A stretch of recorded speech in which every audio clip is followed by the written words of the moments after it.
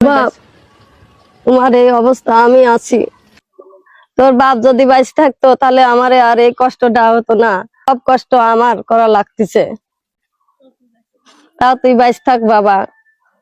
দর্শক, সন্তান হচ্ছে আল্লাহর দেয়া পৃথিবীর শ্রেষ্ঠ নিয়ামত।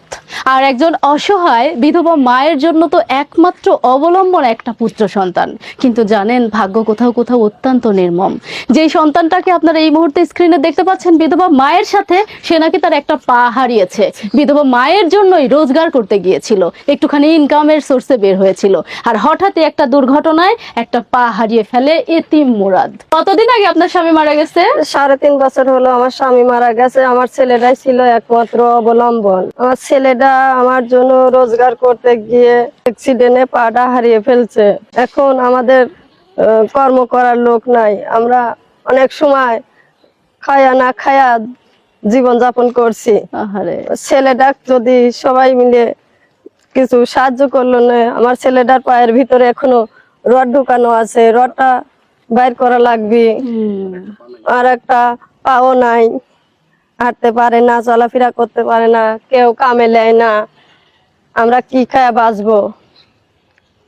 দর্শক, এই এত মডার্ন যুগে এসেও একটা সন্তান যে মায়ের জন্য রোজগার করতে গিয়ে পা হারিয়ে এভাবে বিকলাঙ্গ হয়ে পড়ে আছে, এই বিষয়টা কি ভাবা যায় বলেন?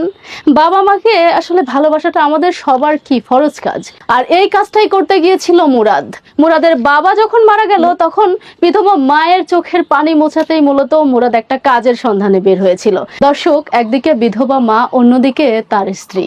কি মানবেতর জীবন! দেখেন কোথায় বসে আছে, এই যে দেখেন, অসহায় 8 মাসের অন্তঃসত্ত্বা স্ত্রীর আর কয়েকদিন পরেই হয়তো নবাগত সন্তান পৃথিবীতে জন্ম নেবে।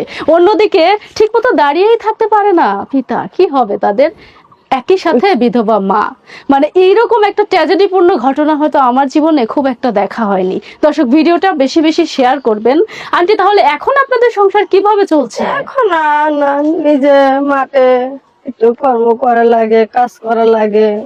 মহিলা মানুষের আর কতই আপনি মাঠে কাজ করবো। করতে যান? কি করবো, উপায় নাই। ছেলে কর্ম করি পান না, নিজে মাঠে কাজ করতে হয়। ওই একবেলা খাই, একবেলা না খাইয়া আমরা জীবন যাপন করতেছি। আন্টি, মনে পড়ে না সেদিনের কথাগুলো, যখন আপনারা অনেক ভালো ছিলেন, হ্যাঁ, মনে আঙ্কেল বেঁচে পড়ে ছিল? তো, অনেক মনে পড়ে। কিন্তু মনে পড়ে তো এখন আমারে কর্ম করার লোক নাই। এখন আমারে ওইভাবেই জীবন যাপন করা লাগে, ওইভাবে চলা লাগে। কার কাছে বলবো আমরা? চলো ঘরে যাই আমরা।